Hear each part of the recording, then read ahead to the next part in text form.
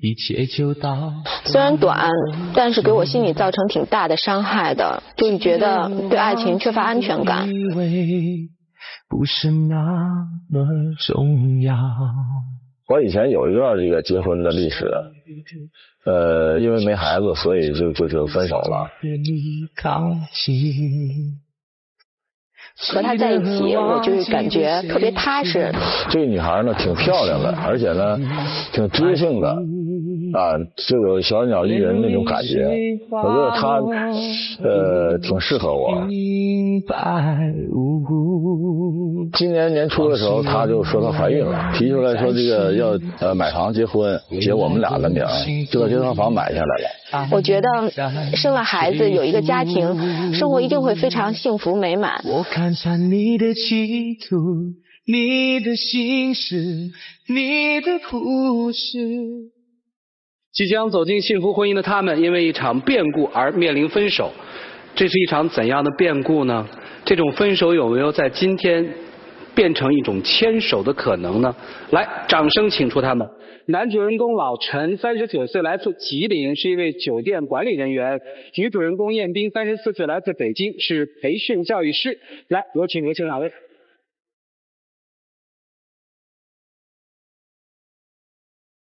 两位都曾经有过一段婚姻的经历，是吧？对，我曾经有一段这个8年的婚姻，因为没有孩子嘛，所以就矛盾不断的升级，分手。哦，您是因为什么呢？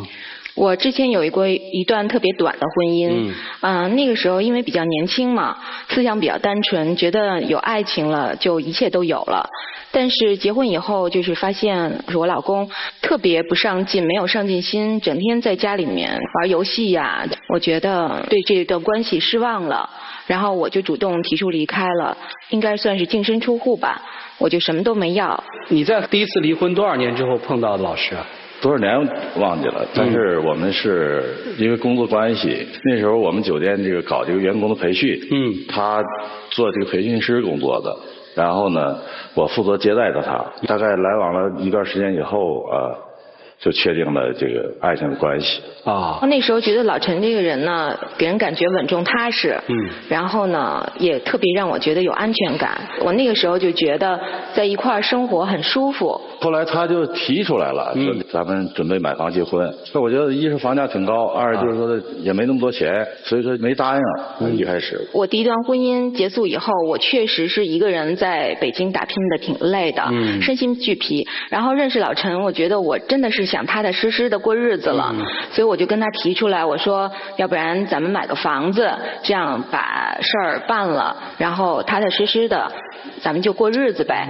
但是可能他后来吧，就是说她怀孕了啊，我说这个条件比较成熟了，给我父母打电话，觉得这个应该张罗点钱啊，应该买房结婚。他说这个新婚姻法出台，这对男的有利啊，对他觉得没保障，但我觉得我说我给你保障吗？写我们俩的名，但是后来这孩子就没了，打掉了。不是我打掉的，那个时候也是到处看房，跑跑颠颠的。我也不知道是因为我的这个年龄关系啊，还是因为就是情绪波动比较大。我当时呢知道这个消息以后，心里确实给我打击也特别大。我觉得对你没什么打击，我打击这不正是你所希望的，不是？是不是？房子也写咱们两个的名了，万事俱备了，对不对？孩子也不要了。你现在这个说法和想法真的是太偏激了。可以去医院去问问大夫，大夫也是说这个流产真的是不可避免。我们相处了这么多年，你对我基本的人品都没有一个认可。不是人品的问题，我现在甚至怀疑你道德品质都有问题。这个女同志她怀孕她流产她多难受的事儿，你怎么会这么想呢？她一直不喜欢孩子，我们一起出去玩的时候，然后我见着小孩我都是过去看呀摸呀逗，对不对？我们家就是说是3代单传是吧？然后呢，我父母一直希望让我结婚，早点有个孩子。我知道你特别在意这个孩子的问题，所以我想，如果要是说我马上当时告诉你，你就应该早点告诉我，是不是？你特别在意，你为什么不早点告诉我？我想把后来别的没办法才说吧，是吧？不是，那你现在为什么闹呢？就踏踏实实领结婚证过日子，生孩子去呗。他生不了孩子了，他谁给他下断言？大夫已经说过了，大夫说这个他好像是以后很难再怀孕。现在毕竟医学很发达，即使不是特别容易怀孕，34岁吗？大夫只是说容易习惯性的流产。以后很难怀孕了，就是说。不是，那你到底是爱他呢，还是把人当一生孩子的？爱是爱，但是就我觉得这个有幸福的家庭必须有自己的孩子，是吧？这孩子是，尤其我父母那边就是说。想这个孙子想多少年了是吧？那可以用一些技术手段嘛？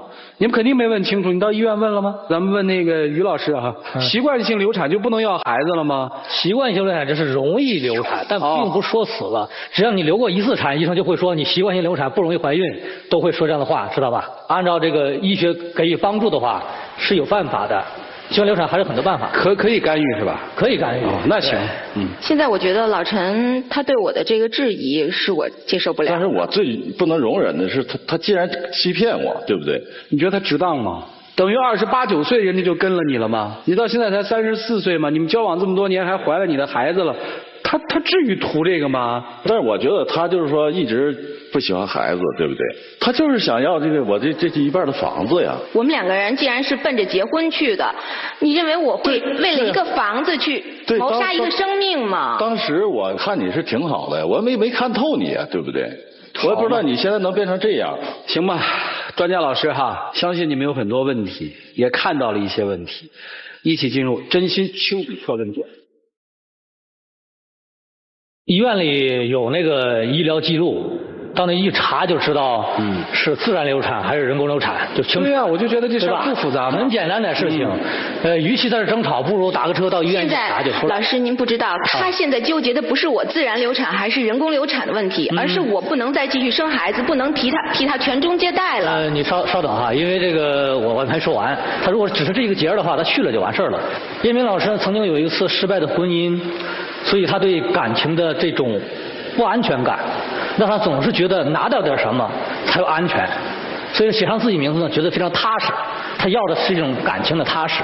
假如彦斌，你能给他这样一个决定的话，看他是什么意思，看老陈什么意思啊？比如说，我现在习惯性流产，我还是愿意怀孕，也愿意结婚。如果你不愿意，房产上虽然写了我的名字，你当时没有拿钱，对不对？对。那我理所应当的净身出户，又没有拿钱。对。有没有跟他说过这样的话？目前没有跟他说，但是这也确实我心里这么打算的。其实你应该把话说出来，打消他的顾虑。老陈呢？那你今天把话也说清楚。你可能有这样的顾虑，是不是？如果我说分手了，这个房产的问题，这个说法就不好搞定了，是不是这个想法？所以既然都有这样的想法，把它拿出来亮明了，问题真的不是很难。老陈啊，你比我年长，叫你陈大哥，问你3个简单的问题啊。你觉得婚姻的目的是什么？婚姻的目的就是应该有一个完整的家啊，完整家当然包括孩子，当然也包括房子。第2个简单问题，你觉得婚姻生活中必不可少的要素是什么呢？孩子。好，第3个问题，你和前妻分手的主要原因是什么？也是孩子。这就看得很清楚了。老陈其实想要的可能不是一段感情，就是一个会生养的女人。彦斌，如果你无法做到的话，我也是需要有感情的。这个不用急着就是和一个没有感情的人在一起，也是一件很痛苦的事。陈大哥不用急着反驳，我现在要劝彦斌。彦斌，如果你无法做到有一个孩子的话，那其实我估计也跟不了老陈了。这个能生孩子，我觉得你生孩子就是女人的事儿。你们现在努力过吗？就说未来一定会没孩子，什么努力都没做呢？这个赵老师，其实我这么想，他不努力也对了啊。他万一结了婚，一努力没生下孩子再离婚，那就更苦了。彦斌啊，如果分手，你愿不愿放弃你一半的房子？我不愿意让老陈这么误会我，我肯定是要把这个一半的房产让出来的。老陈，如果彦斌愿意放弃这一半的房子，不写他的名字，而且他也能够再生产，你愿不愿跟他在一起？那当然可以。我们说嫁汉嫁汉，穿衣吃饭，娶妻娶妻，娶妻生子。你要房子，我要娃，这其实是一个理所当然的事，也没什么好说的。但关键是夫妻之间不坦诚，谁都没有勇气把自己心里面那点小伎俩说出来。有一个情况是很可怕，我们来试想一下一个情景：彦斌怀孕了，在里面产房丈夫老陈在门口焦急地等待着，到底是男是女？大夫出来说只能保一个，保孩子或保大人。老陈会怎么说呢？大家应该知道吧？保孩子，想都不想就会保孩子。那我想想，我所想到的是，如果我们想到这一刻的话，这个婚姻还有什么意义？一个男人呀，要自己的孩子，这个没有错，我没说有错，您听我说完，您别打岔。坦率的来说，作为一个女生，34岁，这些年都给了这个男生，而且站在这里，经受了流产的痛苦，还要经受人格上、道德品质上的质疑，这是一种侮辱。如果是一个有志气的女生，我不要这一半房子，我掉头扭头就走，找你的生意一起去了。你就完全应该这样做。但是为什么我没有掉头就走？就是因为我觉得这些年跟老陈相处在一起，我很珍惜我们两人之间的这种关系。我觉得我们两个人在一块儿共同生活的那些年，还是让我感觉到一种家的温馨的。那你为什么那么在乎房子要写两个人的名字？我觉得我还是内心有脆弱的地方，就是因为第一段婚姻没有给到我一个很好的保障，我让自己的家里人，包括我自己都吃了不少的苦头，所以我想这次婚姻我不能再这么轻率的去决断，真的。所以我说觉得老陈啊，其实男人想要个孩子真没错，你也这么大年纪了，但和你真正走过一生的是你的妻子。最后一句话的分量是最重的，好好参考参考这句话哈。今天也来了一些亲戚和朋友，听听他们的意见和看法，来一起进入踏浪旁观者清。今天来的是，给介绍一下吧。我朋友啊，你好。你好，主持人。这老陈，我们是朋友，好多年了。他跟前妻离婚的主要原因就是没有孩子。作为他的已经都40多岁的人了嘛，就是现在来讲，碰到这么一个合适的这么一个能走在一起的伴侣吧。不是他喜欢他吗？我认为还是喜欢，尤其是呢，她怀了孕以后。作为老陈，就我这老弟来讲，他心情呢，那讲话可以说是，来就很高兴的那个心态吧。那人家也不想流产啊。我想，我不知道用什么办法才能让你能够稍微平静一点的接受这个事实。我也不希望你怀孕的时候我对你什么样，你知不知道？是不是？老陈，你想吃什么人家愿意放弃一半的房产，够丢人了，别再继续下去。34岁的高龄的孕妇，一旦是流产之后，很可能终身不育。他会拿这事开玩笑？一女人，而且人家都已经说了，我那一半我不要，我看中的不是你房子，咱还丢人干什么呀？不是他现在是说不要了。他几年之前他没说他不要了。这事儿我看很简单，就是有足够的爱还能继续，没有足够的爱就说再见。只不过大家把再见的这个理由和条件开列的清楚一些，不要再彼此去伤害了，对吧？那翻回头来说的话，人家真没赖，你就说也许就是因为这次流产导致的我以后就不能生育了呢。那你老陈应该负什么样的责任？就事情就耐不住换角度。如果他要这么提出这个问题，老陈你怎么考虑？他说这就是个事实啊，怀孕是他的孩子吧？你承认那是你的吧？这好像比房子最多了。这是我承认。承认吗？对，承认哈。就因为这个，他不能生孩子了。这对女人来说多么的痛苦啊！你对人家负什么责任呢？所以别吵。别老觉得自己什么都有理，都想一想下一步该怎么走，然后去表白。一起进入黄金60秒。老陈，我想先跟你说，我觉得现在这些事儿都过去了，不管是房子孩子，反正现在都已经都过去了。我想我现在就是唯一想问问你，咱们两个相处了3年多的感情，我不想这么轻易的就放弃掉，我还是愿意再继续跟你在一起生活。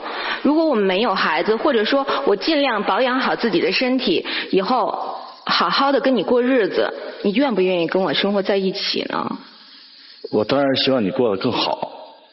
我觉得你说这么多，我感觉到有一些意外，但是我觉得咱们之间呢都应该更慎重一点。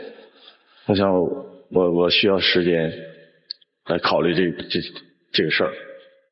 如果你对我的人品有任何质疑的话，我现在愿意放弃掉我这一半的房产。真的，我觉得我更看重的是我们两个人之间的这个3年的感情基础。我觉得房产是你说这个我觉得我挺我不知道应该怎么办现在。对，好，时间到，都说出了心里话哈啊，那两位请回吧，一会儿选择的时候慎重一些就好。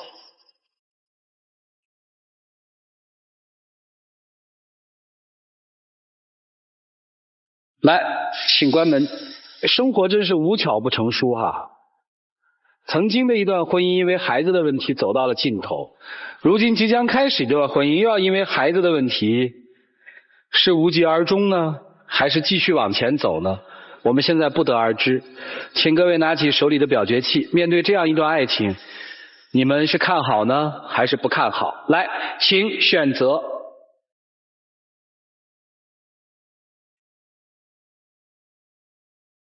现场有45.83%的观众朋友觉得他们还应该继续往前走，所以他们自己是从何选择的呢？让我们一起来数5个数，之后我们请他们出来。来，5、4、3、2、1，请开门。